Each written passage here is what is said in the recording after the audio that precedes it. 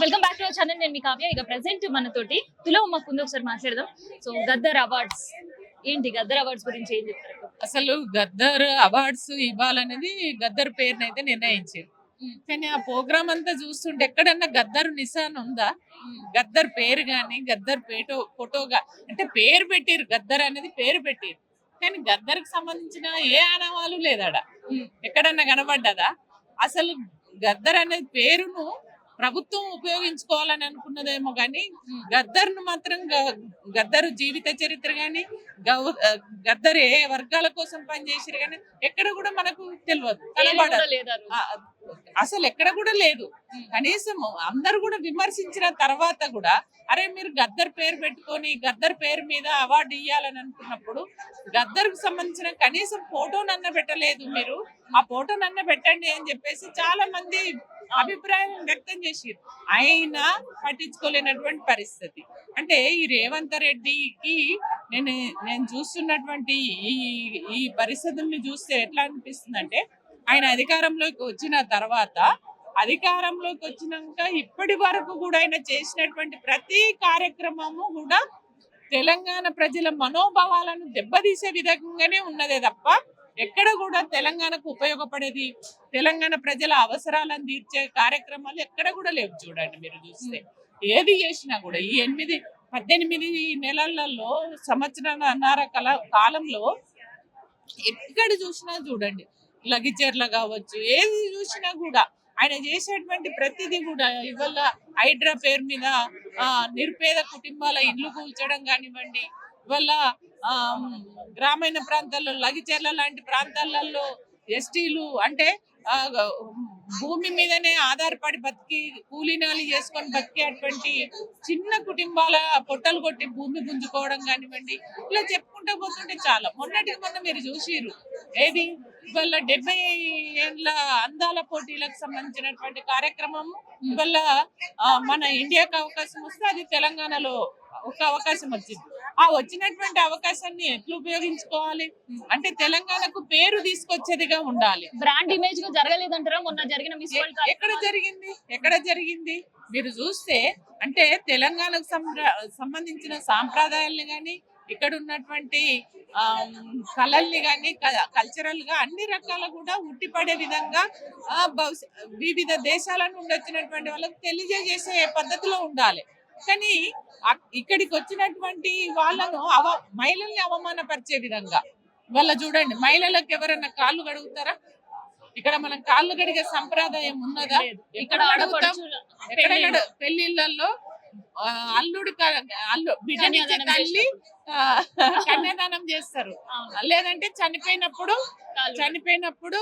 చివరి క్షణాలు చివరిగా సాగనంపేటప్పుడు కాళ్ళు కడిగి సాగనంపుతారు స్నానం చేపించి.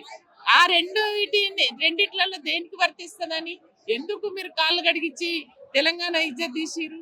అదే విధంగా ఇవల్ల ఆ పోటీలలో పాల్గొనడానికి వచ్చిన మహిళలు వివిధ పద్ధతులలో వివిధ స్థాయిలలో వాళ్ళు పోటీ చేసి గెలిచి ఇవాళ ఈ స్థాయికి వచ్చిర్రు. ఆ వచ్చినటువంటి వాళ్ళని గౌరవించాలి, రెస్పెక్ట్ చేయాలి. వాళ్ళ ఒక అందమే కాదు కదా, వివిధ పద్ధతులలో వాళ్ళను మనం ప్రమోట్ చేయవలసినటువంటి అవసరం ఉంటది. కానీ అట్లా కాకుండా ఇవాళ అందాల పోటీలలో పాల్గొనడానికి వచ్చిన మహిళలు అంటే వాళ్ళు వేషాలుగానో డాన్సర్స్ గా ఒక బొమ్మలుగా ఆట వస్తువుల్లాగా వాళ్ళని ఆ రకంగా ట్రీట్ చేసినటువంటి తీరు ఏదైతే ఉందో అది మొత్తము యావత్ మహిళలందరూ బాధపడే విధంగా ఉన్నటువంటి పరిస్థితి. అంతెందుకు ఆ పోటీలలో పాల్గొనడానికి వచ్చినటువంటి మహిళనే వాళ్ళ మధ్యలో వెళ్ళిపోయినటువంటి పరిస్థితి. అంటే ఆమె వెళ్ళిపోయే పరిస్థితి వచ్చింది అని అంటే ఆమె ఎన్ని రకాల అవమానాలు పడి బాధపడితే కదా ఆమె వెళ్ళిపోయింది.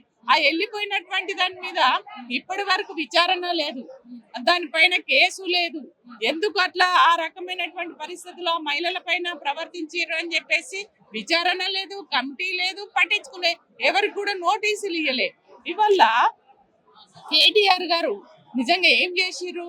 ఇవాళ తెలంగాణ హైదరాబాద్ కు మంచి పేరు తీసుకురావాలి, తెలంగాణ రాష్ట్రానికి మంచి కంపెనీలు తీసుకురావాలి, పెట్టుబడులు వస్తే కంపెనీలు వస్తే ఇక్కడ ఉన్నటువంటి యువతకు ఉపాధి అవకాశాలు వస్తాయి, ఈ రాష్ట్రం మంచిగా అభివృద్ధి జరుగుతుందనే ఒక మంచి ఉద్దేశంతో తీసుకొచ్చినటువంటి ఆ కారు రేసును తప్పుబట్టి వాళ్ళ ఆ 40 కోట్ల రూపాయలు ఖర్చు పెట్టి వాళ్ళ దీనికి ఎంతో పేరు తీసుకొచ్చారు.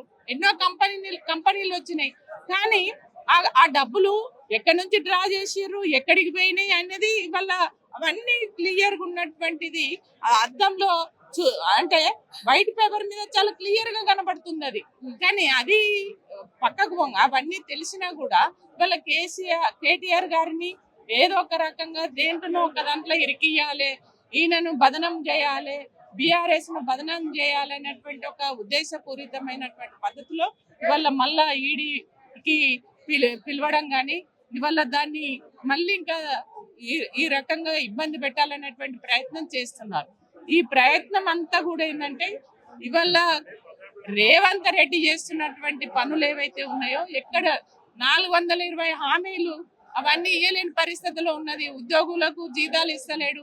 అవన్నీ మర్చిపోవడానికి ఇవాళ ఏదో ఒక రకంగా ఇవాళ కేటీఆర్ గారిని, కేసీఆర్ గారిని, హరీష్ రావు గారిని వీళ్ళని ఇబ్బంది పెడితే ఇవాళ బీఆర్ఎస్ పార్టీని బదనం చేయాలనేటువంటి పద్ధతిలో, కుట్రపూరితమైనటువంటి పద్ధతిలో ఈ రకమైనటువంటి నోటీసులు ఇవన్నీ ఇస్తున్నారు. ఇవన్నీ కూడా తెలంగాణ ప్రజలు ఏమన్నా గమనిస్తలేరా? తెలంగాణ ప్రజలు చాలా తెలివిగల వాళ్ళు, మంచి చెడు ఆలోచిస్తారు. ఇవాళ అంత పెద్ద సమైక్యవాదుల కుట్రలను, కుతంత్రాలను ఛేదించి ఇవాళ తెలంగాణ రాష్ట్రం తెచ్చుకోవడంలో ఇవాళ తెలంగాణ ప్రజలందరూ కూడా సంఘటితంగా కొట్లాడి కేసీఆర్ గారి నాయకత్వంలో ఇవాళ తెలంగాణ తెచ్చుకున్నటువంటి తెలంగాణను ఎట్లా బాగు చేసుకోవాలన్నది బీఆర్ఎస్ పార్టీ నాయకులకు, కేసీఆర్ గారికి ఉంటదే తప్ప ఇవాళ తెలంగాణ వ్యతిరేకమైనటువంటి రేవంత్ రెడ్డికి ఉంటదా?